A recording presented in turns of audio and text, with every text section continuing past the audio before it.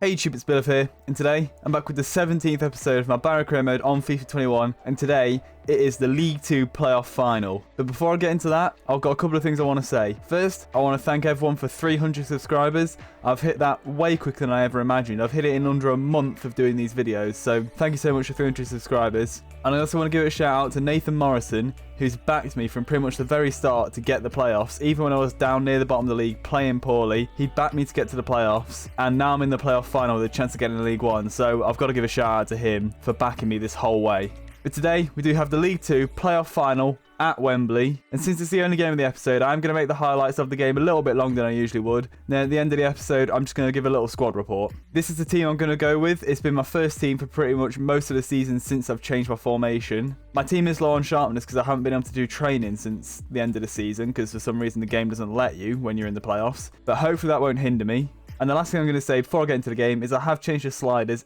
ever so slightly just to make it a little bit more difficult for me, because I feel like the last few games has been really easy. But I've not tweaked them too much because I've not had time to fully make a proper slider setup yet. But now, let's get into the League 2 playoff final at Wembley. And it does seem Mansfield have a bit of a tired team, so hopefully that'll help me out today. The top goal scorer in the league, 2 goals in the playoffs so far. Hopefully he can grab some today to give me the win in the playoff final. And now we see the camera panning across Wembley. We see one side blue and white, one side yellow and blue, completely packed out, half and half, with Mansfield fans and Barrow fans. Probably wouldn't happen in real life. Well, 1, because of the fact that there's no fans in football at the minute, and 2, because it's a League 2 team. You wouldn't get 40,000 fans from each team. But it's a great day for fans. I remember going to Wembley in 2015 as a Norwich fan for the playoff final, and it was a great game, great occasion. It's the best game I've been to, not in terms of the football, but in terms of just the occasion, being at Wembley. It's an incredible experience, my favourite football experience, I guess is what I'm trying to get at, and it's a great experience for these fans. Barrow as well, just coming up from the Vanarama National League and straight into the League 2 playoffs with a chance to go into League 1 straight away. It's incredible for the Barrow fans. So let's get into this game and hope we can get a win and get ourselves into League 1. Mansfield have got the ball. Got good chance to play it through for Mansfield there. They're going to have the ball in the box. I brought Dixon out a bit, and Dixon hasn't been able to get to the ball there, and Maynard does put Mansfield 1-0 up in the playoff final. I've focused too much on bringing the keeper out there and not enough on solidifying my defence and maybe going to Maynard and making the tackle, which is poor from me. Look, they've got a massive gap going through there, and then I should have changed the herd here and just gone to Maynard, and I haven't. And that has gone pretty central, though. I think it's probably my fault for bringing Dixon out a bit that he hasn't saved it. If I'd kept him at home, he might have saved that there, so only really got myself to blame for that goal. But we go again, try and get straight back in the game. Got a good chance for a bit of possession here to try and move it forward, so hopefully I can get a quick reply here. Burns is making the run outside here. Harjes can't find him, but Gribbin has won the ball back. Going to splay it out to Fries here. What a ball from Gribbin there. Made it to Fries. Going to play it back inside to James, where it was meant to go to Gribbin. But I'm still moving it forward here. Burns is making this run on the left. Going to slip it through to him. I think he's remained onside. Going to clip it across here. Can James get his head on it? He can't. And no one could put that in the net. Going to try and get Barry on the run down the line here. Fries is going to play it down to him. And he's got, down the line here, got options inside. So one of them's free, so I'm going to play it to him. Now I've got it to Harjes. Harjes, go have that shot. Harjes equalises for us in the playoff final, in front of all the Barrow fans. It's a great moment for them, great moment for our youth player, Curtis Harjes, scoring at Wembley in the playoff final. And now that is 1-1, and Harjes has brought us back into the game here. It's a good ball, good play to get it to him, then a ball through from Gribbin, and that is Harjes' speciality really. Finishing from the left-hand side on sort of the edge or the corner of the 6-yard box, that sort of area, into the opposite corner of the goal. That is like Harjes' trademark. He scored so many goals like that this season. And Harjes does now make it 1-1 in the playoff final, and it's his second goal in the playoffs this season. Now we have got this goal, hopefully we can kick on from here. They've got it on the edge of my box here. Dangerous position for him. Little bit of a dodgy tackle from Platt there, but it's worked out, and now Harjes can bring the ball forward. Not really got any options in the box, so I'm going to bring it inside with Harjes. Play it over to Fries here. Oh, and he's been tackled. They got the ball in sort of the D on the edge of my box here. And they're bringing it into the box now. Going to put a cross in. He's going to get his head to that. And Cook does make it 2-1 to Mansfield there. They had the ball in the midfield and I just couldn't get a midfielder goal side to make the tackle there. So they just had the ball in front of my defence, just easily could play it around. And they've got the ball out wide, played it into the box. And that is a header into the back of the net. And now that is 2-1 to Mansfield. So again, we have to come from behind in the playoff final here. And it is just before half-time as well, which isn't a great time to concede. It's probably one of the worst times to concede in football. But we're going to go again. You know nothing's going to let us get down. We are a good team and we have pushed on so well this season. From when we started poor, we've been in such good form recently. You would expect us to come back at some point in this. But that is half-time. It is 2-1 to Mansfield and that's unfortunate, I feel like. But you know we're going to push on. Like I've just said, you know we're going to get more chances and you know we're going to try and get that second goal. And a third goal maybe. Right, James has got the ball on the edge of the box here. Gribbin is running through. Going to hit it at the near post with Gribbin. And Gribbin does equalise for us for the second time in this game. And now that is 2-2. It's a simple ball through from James. And Gribbin with a really good finish into the roof of the net at the near post. The Barrow fans going wild. The defenders just sort of line up. So it gives plenty of space for Gribbin to run through on the right-hand side.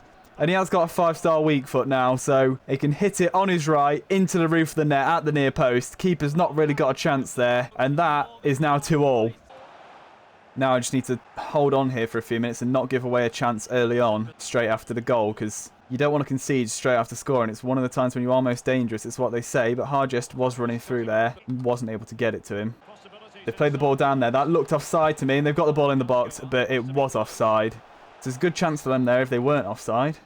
And they are bringing it forward here, but they've clipped it forward through to my goalkeeper. That was a nonsensical ball, really. And it's gone straight through to my keeper. Fries is running down the line here, just going to wait for the second to play it for him, and that is played to him now. He's got a chance to run into the box here. Just going to pull it back to Gribbin, and Gribbin has that shot into the bottom corner, and Barrow are now leading 3-2 against Mansfield. Get in!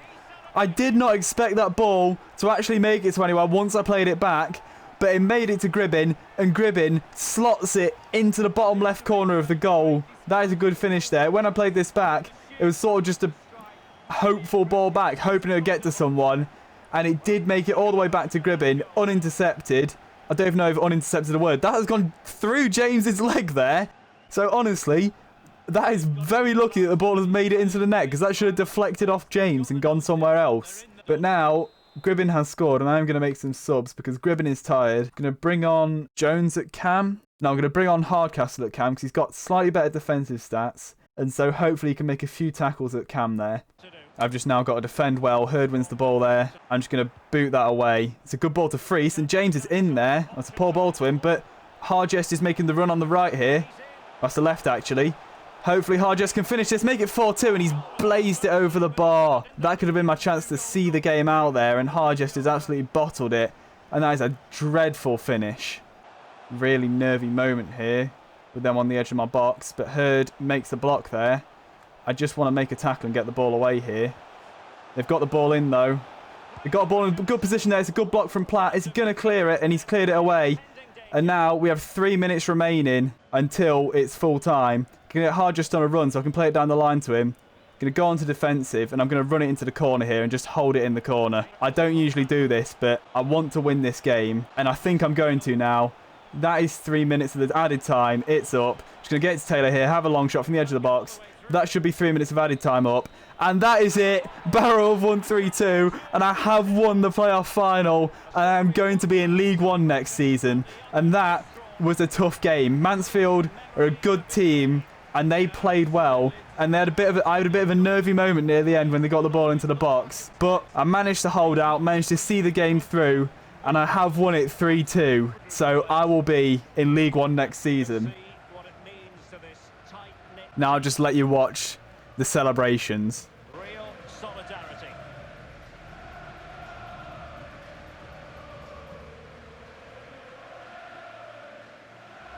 Well, it's these moments, Derek, when you get your Here we have the trophy lift.